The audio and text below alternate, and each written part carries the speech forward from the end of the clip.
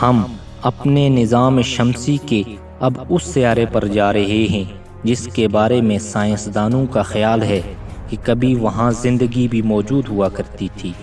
ہماری زمین کی طرح وہاں لوگ بسا کرتے تھے، لوگ ادھر ادھر پھرا کرتے تھے اور خوش گپیوں میں مصروف رہتے تھے۔ لیکن پھر اچانک وہاں سے پانی غائب ہو گیا اور آہستہ آہستہ وہاں سے زندگی ختم ہو گئی۔ قدیم رومی مذہب میں اس سیارے کو جنگ کا خدا کہا جاتا تھا۔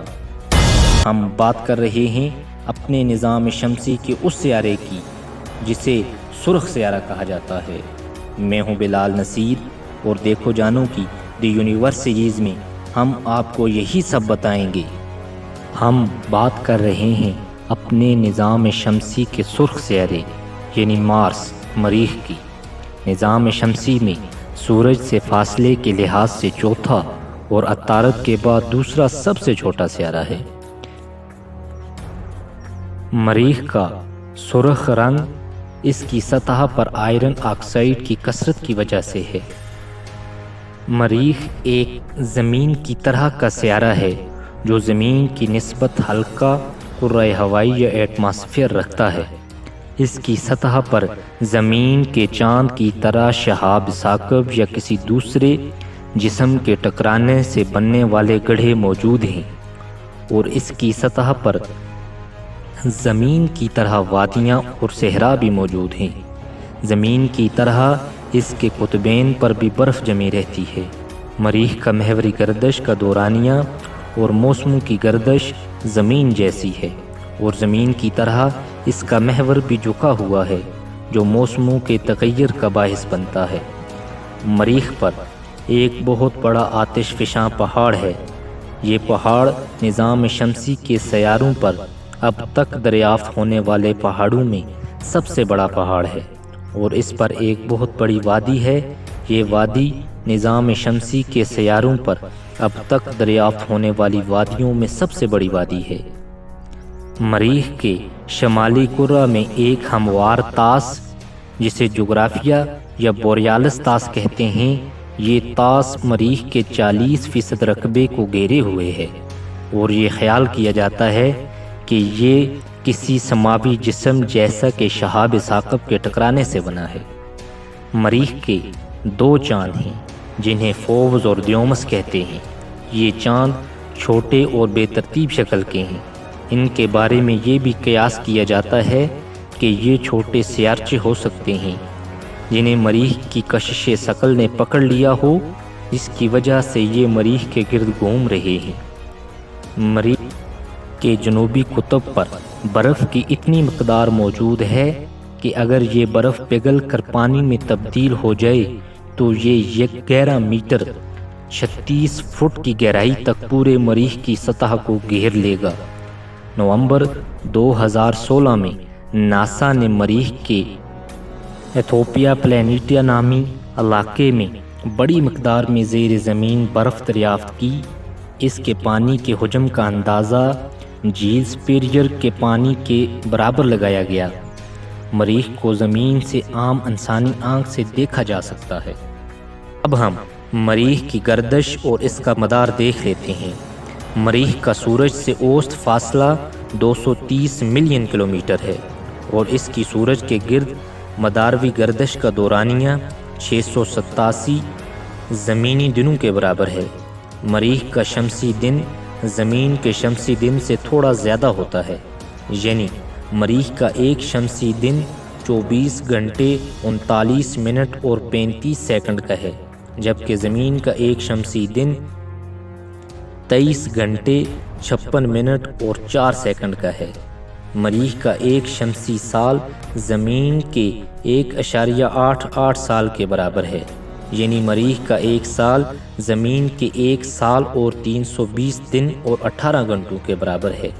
اگر ہم اسے سادہ الفاظ میں کہیں تو زمین کا ایک سال مریخ کے 2 سالوں کے برابر ہے۔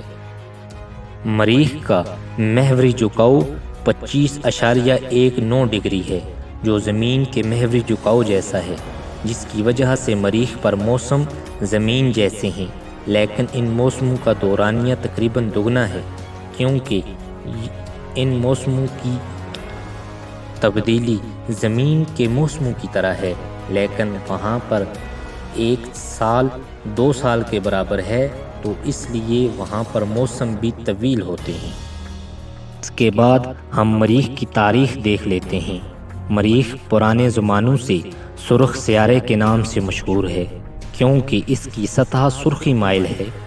آج کل امریکہ اور یورپ کے بیشتر ممالک مریخ کی سطح پر اتر کر اس کی تحقیق کرنے والے خلائی جہاز بھیج رہے ہیں۔ سال 2004 میں امریکہ 2 خلائی جہاز مریخ کی سطح پر اترے، جبکہ انڈیا کا 1 خلائی جہاز مریخ کے مدار میں داخل ہوا، جنہوں نے وہاں کی تازہ ترین تصاویر اور اس کی مٹی کے مشاہدات زمین کو بھیجیں۔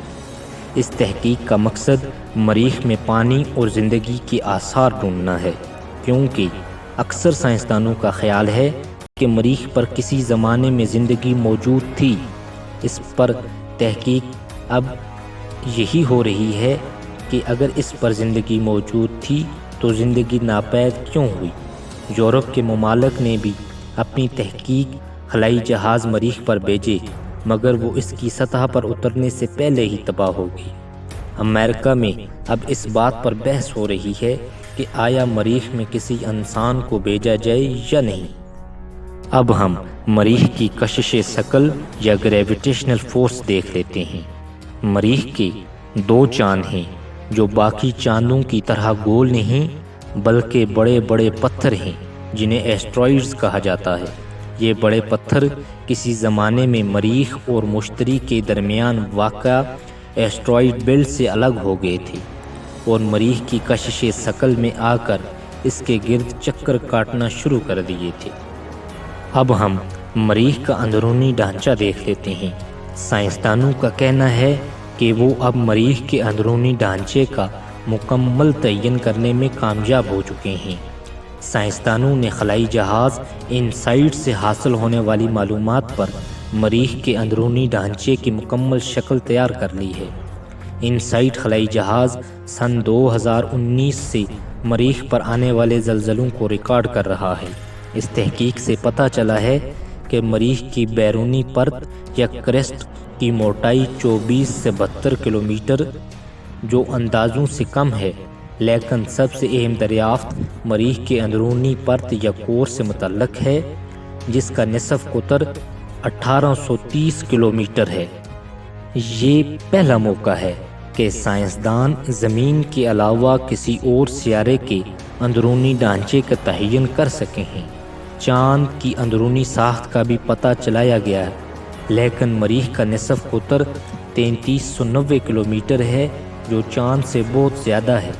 مریخ کی ساخت کے بارے میں معلومات سیاروں کے قیام اور ان کے ارتقائی عمل کو سمجھنے میں مددگار ثابت ہو سکتی ہیں۔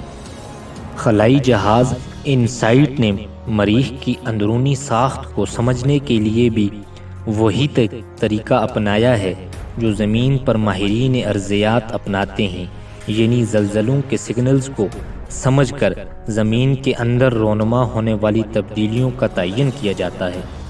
قدرتی عوامل توانائی کی لہروں کو چھوڑتے ہیں اور ان لہروں کی رفتار اور راستے کی تبدیلی سے ان چیزوں کے بارے میں پتہ چلتا ہے جن سے توانائی کی لہریں گزرتی ہیں۔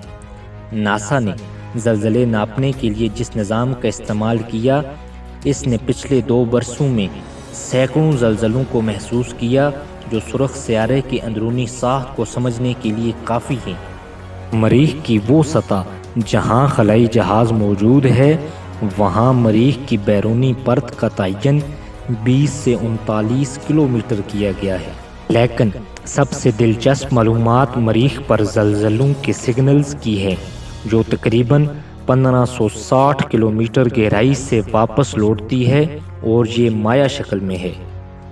میرینر 4 نے مریخ کی سطح کا درجہ حرارت بھی ماپا تھا، جس کے مطابق مریخ کی سطح کا درجہ حرارت دن کے وقت 20 ڈگری جبکہ رات کے وقت -53 ڈگری ہو سکتا ہے۔ اس کے علاوہ اس کے قطبین پر -153 ڈگری تک درجہ حرارت گر سکتا ہے۔ مریخ کی سطح پر اس طرح کی نشانیاں ملی ہیں کہ یہاں کبھی پانی ہوا کرتا تھا، لیکن اربوں سال پہلے ڈرامائی انداز میں صورتحال تبدیل ہو گئی اور پھر اس میں سب کچھ بنجر ہو گیا۔ ایسے میں سوال پیدا ہوتا ہے کہ آخر پانی کہاں چلا گیا؟ سائنسدانوں نے اس بارے میں ایک جرنل میں نئے مفروضے پیش کیے ہیں۔ محققین نے بتایا ہے کہ پانی کا 30 سے 99% مریخ میں موجود معدنیات کا حصہ بن گیا۔ یہ طویل عرصے سے چلے آنے والے اس تصور سے مختلف بات ہے، جس کے مطابق یہ سمجھا جاتا تھا کہ مریخ پر پانی فضا میں اڑ گیا۔ اس تحقیق کے مرکزی مصنفہ کیلیفورنیا انسٹی ٹیوٹ آف ٹیکنالوجی میں PhD کی امیدوارہ ہیں، جن کی ناسا مدد سے یہ تحقیق ایک سائنسی جریدے میں شائع ہوئی۔ ان کا کہنا ہے کہ ہم اس نتیجے پر پہنچے ہیں کہ پانی کا زیادہ تر حصہ 3 ارب سال پہلے مریخ کی سطح کا حصہ بن گیا اور اب مریخ گزشتہ 3 ارب سال سے خشک سیارہ ہے۔ پانی آکسیجن کے ایک اور ہائیڈروجن کے 2 ایٹم سے مل کر بنتا ہے۔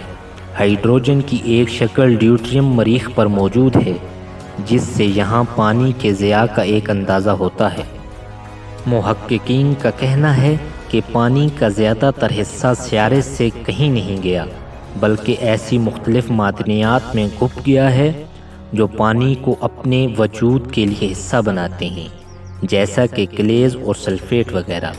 معدنیات کا حصہ بننے والا یہ پانی، جو بظاہر بڑی مقدار میں موجود ہے، محققین کے مطابق مریخ کے مشن پر جانے والا خلائی جہاز پانی کے عملی ذریعہ بہرحال نہیں بن سکتا۔ تو علم کی جستجو کرتے میرے پیارے دوستو، آپ کو ہماری دی یونیورس سیریز کی یہ قسط کیسی لگی؟ اگر ویڈیو پسند آئی تو ویڈیو کو لائک، شیئر اور کمنٹ ضرور کریں۔ آپ کا بہت شکریہ۔